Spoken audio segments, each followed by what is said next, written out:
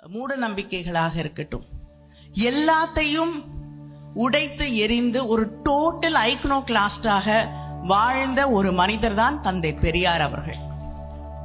அந்த நிலைக்கு உங்கள் மகனோ மகளோ வருவதற்கு தந்தை பெரியாரை போல, நம்முடைய திராவிட இயக்கத்தை போல, அதுல இருக்கக்கூடிய எத்தனை போராட்டங்கள், எத்தனை சிந்தனையாளர்கள் இந்த இடத்தை கொண்டு வந்து நம்மை நிறுத்தி இருக்கிறார்கள் அப்படிங்கிற வரலாறை நம்ம சொல்லித்தராத அந்த காரணத்தால இன்று இங்கு ஒரு லிபர்ட்டி கிரியேஷன்ஸை உருவாக்கி எல்லாருடைய லிபர்ட்டிக்காகவும் தன் வாழ்நாள் முழுவதும் பாடுபட்ட நம்முடைய தலைவர் தந்தை பெரியார் அவர்களை ஒரு ஓடிடி பிளாட்ஃபார்மை இன்று உருவாக்கி இருக்கிறோம் என்றால் அது இந்த உலகத்துக்கே வழிகாட்டியாக இருக்க வேண்டிய, இருக்கக்கூடிய ஒரு மிக அற்புதமான செயல். இங்கே பேசும்பொழுது அண்ணன் கலிபூங்குன்றன் அவர்கள் பேசும்பொழுது பெரியார் எப்படி முதல்ல கம்ப்யூட்டர் வந்தப்போ கிட்டத்தட்ட ஒரு ரூம் அளவு இருக்கும் கம்ப்யூட்டர். அதை போய் பார்த்துட்டு ஒரு குழந்தையை போல மகிழ்ச்சியோடு அவர் வந்ததை பற்றி எடுத்து சொன்னார்கள். ஏன்னா ஒரு சயின்டிஃபிக் இன்னோவேஷன் மேலே, ஒரு புதிய முயற்சி மேலே தந்தை பெரியார் அவர்களுக்கு இருந்த நம்பிக்கை, அது இந்த மனிதர்களை அடுத்த கட்டத்திற்கு, அடுத்த நிலைக்கு எடுத்து செல்லும்.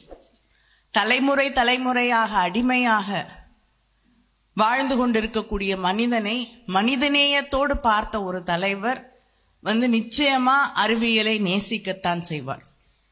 அப்படிப்பட்ட நம்முடைய தந்தை பெரியார் அவர்கள், அவர் எப்படி எல்லா இன்னோவேஷன்ஸை பற்றியும் அவர் பேசியிருக்காரு. இங்க நம்முடைய டைரக்டர் பேசும்பொழுது எப்படி ஒரு அந்த காலகட்டத்திலேயே இன்னைக்கு வரைக்கும் ஜோக்ஸ் இருக்கு. பெண்களுக்கு சமைக்க தெரியுமா? இப்போ யாரை பார்த்தும் கேட்க மாட்டாங்க, மேடையில் இருக்கவங்க வேற யாரையும் கேட்க மாட்டாங்க. என்ன அருண்மொழியை பார்த்தா தான் சமைக்க தெரியுமான்னு கேட்பாங்க இல்லையா? ஸோ இதுதான் அந்த ஒரு பெரும்பான்மை சமூகத்தில் இருக்கக்கூடிய மனநிலை. ஒரு பெண் என்றால் சமைக்க தெரிய வேண்டும், பெண் என்றால் இதெல்லாம் தெரிஞ்சு வச்சுட்டு இருக்கணும். இதையெல்லாம் இன்னைக்கு உடைக்க கூட முடியாத காலகட்டத்தில் நின்று கொண்டு இருக்கக்கூடிய ஒரு சூழல்ல என்னைக்கோ உடைச்சு இன்னைக்கு அதற்கு வழிகாட்டியாக இருந்த தலைவர் தான் தந்தை பெரியார் அவர்கள். அதே போல ஒரு பெண், இன்னைக்கு நிறைய பெண்கள் சொல்றாங்க எனக்கு கல்யாணம் வேண்டாம், குழந்தை வேண்டாம். ஒரு ஆராய்ச்சியில கூட ரீல்ஸ் பார்த்துட்டு இருந்தேன் நான். உலகத்திலேயே ரொம்ப மகிழ்ச்சியான ஆண்கள் யாருன்னு கேட்டா திருமணமான ஆண்கள். மகிழ்ச்சியான பெண்கள் யாருன்னு கேட்டா திருமணம் ஆகாத பெண்கள். அதனால இப்ப நிறைய பெண்கள் எனக்கு திருமணம் வேண்டாம், எனக்கு குழந்தை வேண்டாம், நான் உலகத்துல நிறைய குழந்தை இருக்கு, நான் பெற்றுக்க வேண்டிய அவசியம் இல்லை. இதையெல்லாம் எத்தனையோ ஆண்டுகளுக்கு முன்னால் சிந்தித்து நமக்காக சொல்லி தந்திருக்கக்கூடிய உன்னுடைய லட்சியங்கள், அதை அடைவதற்கு எது தடையாக வந்தாலும் உடைச்சு போடுன்னு ஒரு பெண்ணை பார்த்து ஒரு தலைவன் சொல்லக்கூடிய, இதை விட பெரிய ஒரு ஃபெமினிஸ்ட் உலகத்துல இருக்கவே முடியாது தந்தை பெரியாரை விட. எல்லாரும் ஒரு இஃப் பட் எல்லாம் வச்சுதான் சொல்லுவாங்க ஃபெமினிஸ்ட்னு சொல்லிக்கிறவங்க எல்லாம். ஆனா எந்த இஃப்ஸ் பட்ஸ் எதுவுமே இல்லாம ஃபெமினிசம் பேசிய ஒரே தலைவர் தந்தை பெரியார் அவர்கள் தான். அதே போல எந்த விஷயமாக இருந்தாலும் மனிதநேயம், அது அடித்தட்டில் இருக்கக்கூடிய மக்களாக இருக்கட்டும், ஜாதியால், அந்த ஜாதிங்கிற பெயரால தொடர்ந்து ஒடுக்கப்படக்கூடிய சமூகங்களாக இருக்கட்டும், மக்களுக்கு இடையே இருக்கக்கூடிய மூட நம்பிக்கைகளாக இருக்கட்டும், எல்லாத்தையும் உடைத்து எரிந்து ஒரு டோட்டல் ஐக்னோகிளாஸ்டாக வாழ்ந்த ஒரு மனிதர் தான் தந்தை பெரியார் அவர்கள். இன்னைக்கு நம்முடைய இளைய தலைமுறை, இன்னைக்கு டெக்னாலஜி எல்லா விதத்திலும், நமக்கும் இன்னைக்கு டெக்னாலஜி பயன்படக்கூடிய வகையிலே மற்றவங்களுக்கும், நமக்கு எதிரிலே முரணாக நிற்கக்கூடியவர்களுக்கும் அதே டெக்னாலஜியை பயன்படுத்த தெரியும். இன்னைக்கு அந்த டெக்னாலஜி வழியாக ஒவ்வொரு நாளும் தவறான செய்திகள், வெறுப்பு, காழ்ப்பு, மனிதநேயம், மனித இனத்திற்கே எதிராக இருக்கக்கூடிய சிந்தனைகள், இதை தொடர்ந்து பரப்பிக்கொண்டே வருகிறார்கள். இது இங்க மட்டும் இல்லை, ஒவ்வொரு நாட்டிலையும் இன்னைக்கு நம்ம பார்க்கக்கூடிய ஒரு சூழல் என்னன்னா, இந்த வெறுப்பு அப்படிங்கிற அரசியல்ல விதைத்து கொண்டே இருக்கிறார்கள், தூவிக்கொண்டே இருக்கிறார்கள். மக்களை மூட நம்பிக்கைகளை நோக்கி இழுத்து கொண்டே சென்று கொண்டிருக்கிறார்கள். ஒரு 50-60 ஆண்டு சிந்தனைகளுக்கு பின்னால் இழுத்துட்டே போயிட்டு இருக்காங்க.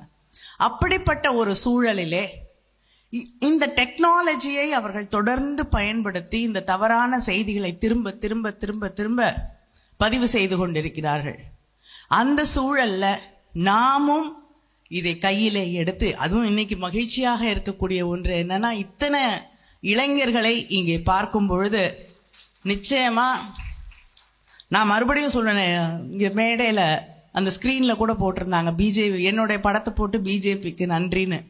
நீங்க யாரும் தப்பா வேற நினைச்சிடக்கூடாதுங்கிறதுக்காக நான் தெளிவா சொல்றேன். அது ஏன் பிஜேபிக்கு நன்றினா, ஒரு தலைமுறையே, இந்தியா மட்டும் இல்லை, இதை தாண்டி இருக்கக்கூடிய ஒரு இளம் தலைமுறை. ஏன்னா நம்ம பொதுவாக தமிழர்கள் கொஞ்சம் மறதி இருக்கும். பழசெல்லாம் நம்ம பிள்ளைங்களுக்கு சொல்லித்தர மாட்டோம். எங்கே இருந்தோம், எங்கேருந்து வந்தோம், என்னென்ன போராட்டங்களை கடந்து வந்திருக்கிறோம், எதை தக்க வைத்து கொள்ள வேண்டும் அப்படிங்கிறத நம்ம சொல்றது இல்லை. அதனால அந்த பழமையை போற்றக்கூடிய, பாதுகாக்கக்கூடிய அந்த சிந்தனை இல்லாத காரணத்தால் இன்னைக்கு நீ படிச்சு வெளிநாட்டில் வேலை பார்க்குற, ஒரு பெரிய இடத்துல இருக்க, அதை தான் சொல்லித்தரோம், அதை புகழ்கிறோமே தவிர, அந்த நிலைக்கு உங்கள் மகனோ மகளோ வருவதற்கு தந்தை பெரியாரை போல, நம்முடைய திராவிட இயக்கத்தை போல, அதில் இருக்கக்கூடிய எத்தனை போராட்டங்கள், எத்தனை சிந்தனையாளர்கள் இந்த இடத்தை கொண்டு நம்மை நிறுத்தி இருக்கிறார்கள் அப்படிங்கிற வரலாறை நம்ம சொல்லித்தராத அந்த காரணத்தால நம்ம பிள்ளைங்களே கம்ப்யூட்டர் முன்னாடி உட்கார்ந்துக்கிட்டு சொல்லும், இது எதுக்கு ரெசர்வேஷன், இது மெரிட் முக்கியம் இல்லையா அப்படின்னு கேட்கும். திருப்பி திருப்பி ஏன் ஜாதி சர்டிஃபிகேட்லாம் கேட்குறீங்க, இது தப்பா தெரியலையா, நீங்க தானே ஜாதி வளர்க்குறீங்க அப்படிலாம் கேட்பாங்க. அப்படிப்பட்ட ஒரு சூழலைக்கு நாம் தான் உருவாக்கி இருக்கிறோம். அதனால பெரியார் அதெல்லாம் அவங்களுக்கு அவ்வளவா தெரியாத ஒரு இடத்திலே அவர்கள் இருந்தார்கள். பெரியார் ஒரு மனிதன் 100 வருஷம் கிட்ட தாண்டிருச்சு. இப்ப அவருடைய சிலை மேல காவி சாயத்தை ஊத்துறாங்க, அவரை கொச்சைப்படுத்துவதாக நினைத்து கொண்டு அவர் பேசியிருந்தா, இல்லைன்னா உங்களை மாதிரி நீங்க நம்புறீங்க இல்லையா, சிலைகள் எல்லாம் பேசும் சிந்திக்கும் அப்படின்னு. அப்படி அது உண்மையாக இருந்திருந்தால் பெரியார் சொல்லியிருப்பார், நீங்க செருப்பு மாலை போடும் போதே எல்லாம் 2 இருக்கான்னு பார்த்து போடுப்பா, இல்லைன்னா பிரயோஜனம் இல்லைன்னு. அதுக்காக வருத்தப்பட்டிருக்க மாட்டார். அப்படிப்பட்ட ஒரு மனிதனை ஏன் இவ்வளோ கேவலப்படுத்தணும், ஏன் இவ்வளோ பயப்படுறாங்க, தொடர்ந்து ஏன் அவரை கொச்சைப்படுத்த துடித்து கொண்டிருக்கிறார்கள் என்று இவர்கள் தொடர்ந்து கொச்சைப்படுத்ததான் அடுத்த தலைமுறை இந்த மனிதன் யார் என்ற கேள்வியோடு அவரை பற்றி படிக்க ஆரம்பித்தது, பேச ஆரம்பித்தது. இன்னைக்கு பெரியார்னு யாருன்னே தெரியாத இருந்த ஒரு சூழ்நிலையிலே இருந்த வட மாநிலங்களில் ஒரு போராட்டம் நடக்கிறது என்றால் பெரியாரின் படத்தை கையிலே தூக்கி பிடித்து கொண்டுதான் அங்கே போராட்டம் நடத்தப்படுகிறது. அதனால நாம் பிஜேபிக்கு நன்றி சொல்ல வேண்டும். தொடர்ந்து நீங்க எங்களை எதுக்கணும், தொடர்ந்து எங்களை நீங்க எங்களுடைய கருத்தியல்களை, உங்களுக்கு கருத்தியல் இல்லை, அதனால கருத்தியல் ரீதியாக எங்களை எதிர்க்க முடியாது, உங்களுக்கு தெரிந்த விதங்களில் எங்களை தொடர்ந்து எதிர்க்கத்தான் மறுபடியும் அடுத்த தலைமுறையின் மனதிலே எங்கள் கருத்துக்களை, எங்களுடைய விதைகளை நாங்கள் தொடர்ந்து விதைத்து கொண்டே இருக்க முடியும்.